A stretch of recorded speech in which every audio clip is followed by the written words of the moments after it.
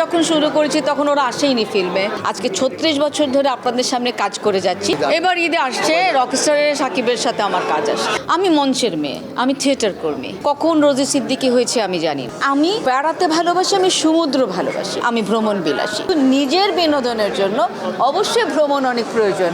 I love মঞ্চ। মঞ্চ আমার কাছে ইনস্টিটিউশন, মঞ্চ আমার কাছে ল্যাবরেটরি। প্রথমত হলো আমরা পুরো পরিবারটাই বেড়াতে খুব ভালোবাসি।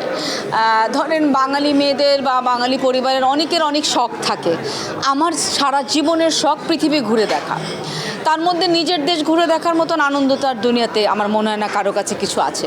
তো সেই জায়গা থেকে যদি চিন্তা করি, আমার ভ্রমণ, আমি যদি কেউ বলে ভ্রমণ বিলাসী, আমি ভ্রমণ বিলাসী।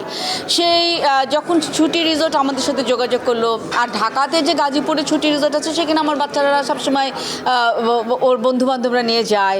আমি ছুটি রিসোর্টের নাম অনেক শুনেছি, কিন্তু আমার গাজীপুরেরটাতে যাওয়া হয়নি। যেটা হয় যে শুটিংয়ের কারণে হয়তো ওদের ওখানে গেছি বা দেখে এসছি। কিন্তু এই যে এখন যে আমরা দুজন মিলে, মানে আমি আর সেলিম, আমরা ছুটি রিসোর্টের সাথে সম্পৃক্ত হলাম, সেটার পিছনে মূল কথা হলো আমি বেড়াতে ভালোবাসি, আমি সমুদ্র ভালোবাসি।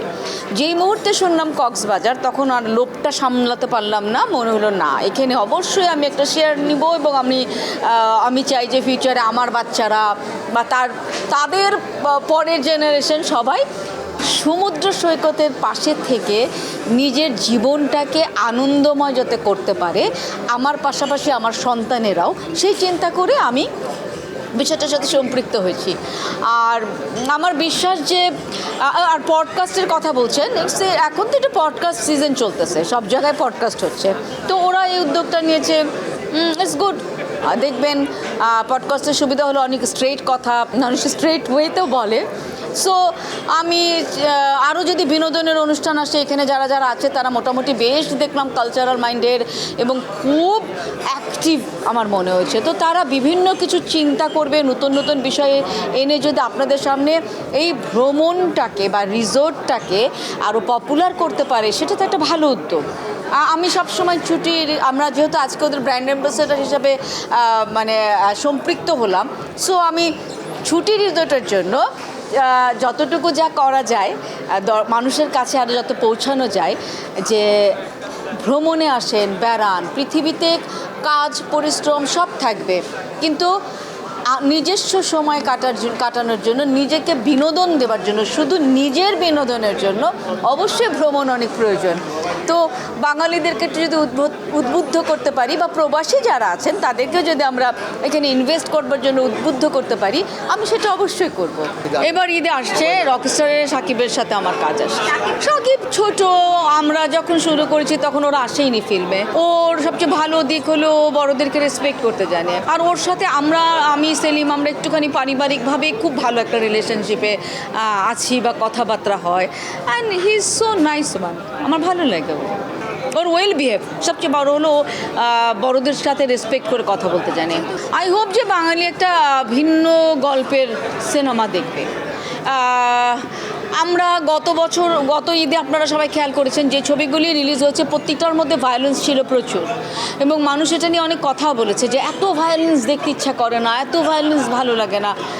আসলে না, বাঙালি তো আমরা কোথাও গিয়ে পারিবারিক গল্পগুলি খুব পছন্দ করি। আর রকস্টারে বোঝাই যাচ্ছে এটা মিউজিক্যাল ফিল্ম। সো আমার মনে হয় যে এটা একটা নতুন কিছু বাঙালি পাবে, এবার দর্শকরা পাবে।